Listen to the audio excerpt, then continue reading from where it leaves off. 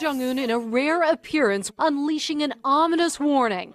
The whole of the U.S. mainland is within our firing range, and the nuclear button is on my desk. It's not a threat, he said, but a reality. The president reacting at a New Year's Eve party.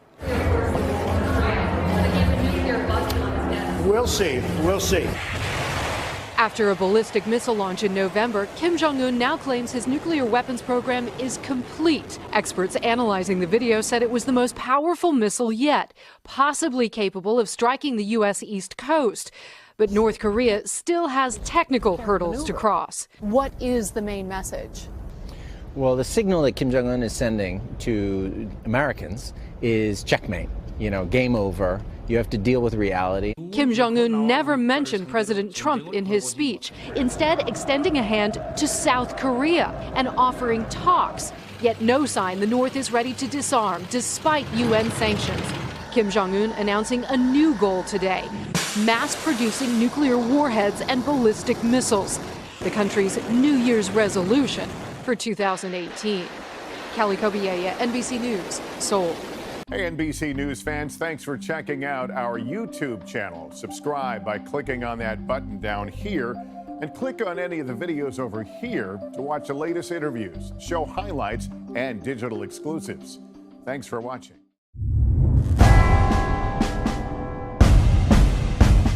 Yes, some statements coming out of Seoul today, Eric. Again, as you noted, tough talk from North Korea to the U.S., but overtures going to South Korea. Specifically, in his New Year's speech, Kim Jong-un offered to send a delegation of athletes to participate in the Olympic Games in South Korea next month. He wished success for the Games, believe it or not, and even offered to speak with South Korea about a range of issues. Today, from South Korea, Seoul is offering to hold talks next Tuesday with North Korea along the DMZ. No word back from Pyongyang yet.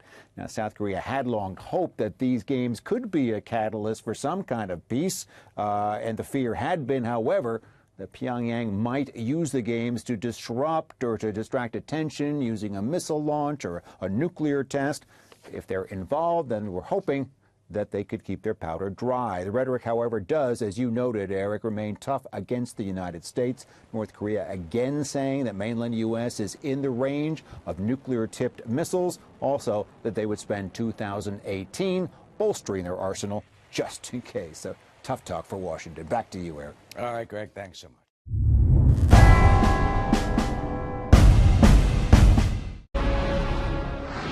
South Korean authorities have seized a second ship they suspect of violating international sanctions by supplying oil to North Korea.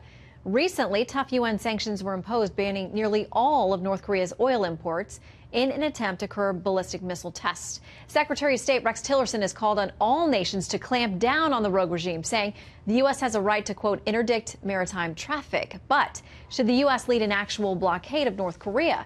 Some experts are saying that is a solution to bringing Pyongyang to heel, as it displays a new so-called nuclear button in yet another threat. Joining me now to discuss, former Green Beret and Fox News contributor Michael Wall. It's great to see you tonight. Thanks, Shannon. Okay, so I want to start by a piece that was an opinion piece on FoxNews.com from a retired lieutenant commander from the Navy, Gregory Keeley. He says this, short of a naval blockade where every ship in the vicinity of North Korea is boarded, searched, and if necessary, impounded, it will be impossible to entirely close the oil lifeline spigot. Is it a realistic solution to this issue? Well, big picture, President Trump must consider, and this is an important part of it, every option on the table short of the military option, because so much is at stake there. So what would a naval blockade seek to accomplish? Well, basically two things. One, to stop the inflow coming into North Korea of oil and gas and anything that could benefit its nuclear program, the machinery or any raw materials, and then the export, in particular with North Korea, of its textiles and seafood, where it gets a lot of hard currency. But operationally, it would be incredibly tough. It would seriously tie down our Pacific Fleet specifically the 7th Fleet based out of Japan, and it's the 7th Fleet that already lost 2 ships this year, the McCain and the Fitzgerald, to those collisions that we remember talking about. So I'm not, it would have to be part of an overall strategy. I still would like to see us absolutely focused on China and choking off and encouraging the Chinese to choke everything off the North Koreans. Remember, they still have a very long land border with North Korea. They have an oil pipeline, and what we'd risk with a blockade is that we tie down our Pacific Fleet while the Chinese are still supplying the North Koreans, because to them it's more of our problem than it is a Chinese problem. Yeah, they've got to be made to feel like it is in their best interest to act in a way that is negative, has a negative impact on North Korea. By the way, North Korea, its state media outlet said this about the possibility of a naval blockade. They said, should the U.S. and its followers try to enforce the naval blockade against our country, we will see it as an act of war and respond with merciless self-defense countermeasures, as we have warned repeatedly. That sounds pretty much like the response we get to them from just about everything we do. Yeah, well, that's right. But in this case, a blockade is considered, historically an act of war by most countries. The other piece here, though, is an authorities issue. We would need a UN sanction specifically authorizing the use of force. Right now, what the UN authorizes is an inspection regime, and that's fine, and we're starting to do that. We're certainly seeing the South Koreans do that. But if a ship doesn't comply, we are not authorized to actually use force to get it to comply. So we would have to go back to the UN for additional authorities. And again, what we would risk at the end of the day, I think I would like to see us try a blockade before we go to the final military option, but we do risk also a slow escalation at sea, and we could risk losing the benefit of surprise by a precision strike on the nuclear program and on the leadership. So a lot for the president to consider here. Yeah, you talked about China. We know Russia is also a factor here as well. Absolutely. How do those who believe North Korea is a threat to them, how do they convince China and Russia it's in their best interest to get involved in a more substantive way? Well, what I think at the end of the day we have to do is make the Chinese, in particular, the Russians to a lesser degree, start feeling the pain and making this part of their problem. How would we do that? Well, one, we can authorize and work with the Japanese to go offensive. Their constitution right now prevents that in terms of their military. Reintroducing tactical nuclear weapons into South Korea, which we had up into the 1990s, and a number of other things in terms of introducing more advanced missile defense and more advanced radars, to the point where the Chinese see the security dynamic drastically shifting against them in Asia, and they say, you know what, North Korea, you're more of a problem than you're worth, and we're finally going to take drastic action here.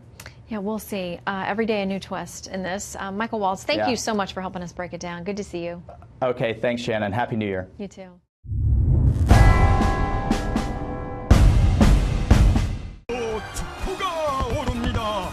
This is how North Korea welcomed the new year, with a fireworks display, much like the rest of the world. But it is leader Kim Jong-un's New Year's Day address that is drawing all the attention. If 2017 was marked by fiery rhetoric and rising tensions because of North Korea's nuclear ambitions, 2018 may bring more of the same. The US mainland is within the range of our nuclear strike, and the nuclear button is put on the desk in my office at all times. They should clearly understand that this is never a threat, but a reality. Kim has called for the mass production and deployment of more nuclear warheads and missiles. But weapons experts agree that North Korea may not yet have the technology to miniaturize a nuclear warhead and mount it on a missile that can re-enter the atmosphere.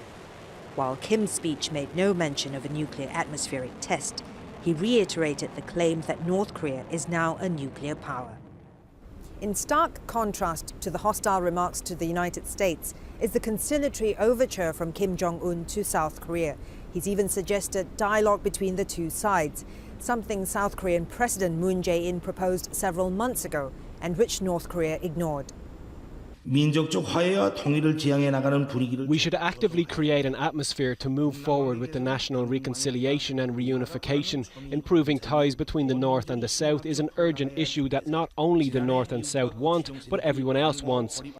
He suggested North Korea is prepared to send its athletes to participate in the upcoming Winter Olympics and Paralympics in Pyeongchang next month. South Korea has responded to these proposals positively, saying it hopes communication, which has been severed between the two sides for nearly 2 years, can be restored. South Korea's presidential office welcomes North Korean leader Kim Jong-un's New Year's speech today, which expressed willingness to send a delegation to the Pyeongchang Olympics and proposed talks as he acknowledged the need for improvement in inter-Korean ties. But analysts say the olive branch may be a ploy to gain some political ground. North Korea wants to drive a wedge between Seoul and Washington, but at the same time try to dilute the impact of economic sanctions. North Korea is facing its toughest sanctions yet, including a cap on petrol imports as punishment for its nuclear and missile tests last year.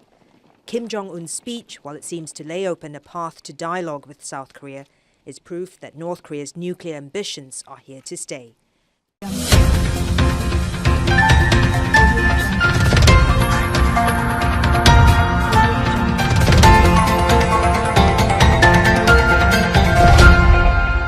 Game over. You have to deal with reality. Kim Jong-un never mentioned President Trump in his speech, instead extending a hand to South Korea and offering talks. Yet no sign the North is ready to disarm despite UN sanctions. Kim Jong-un announcing a new goal today, mass-producing nuclear warheads and ballistic missiles, the country's New Year's resolution for 2018. Kelly Kobiella, NBC News, Seoul. Hey, NBC News fans, thanks for checking out our YouTube channel. Subscribe by clicking on that button down here and click on any of the videos over here to watch the latest interviews, show highlights. Our firing range and the nuclear button is on my desk. It's not a threat, he said, but a reality. The president reacting at a New Year's Eve party. We'll see. We'll see. After a ballistic missile launch in November, Kim Jong-un now claims his nuclear weapons program is complete. Experts analyzing the video said it was the most powerful missile yet, possibly capable of striking the U.S. East Coast. But North Korea still has technical hurdles to cross. What is the main message? Well, the signal that Kim Jong-un is sending to Americans is checkmate. Game.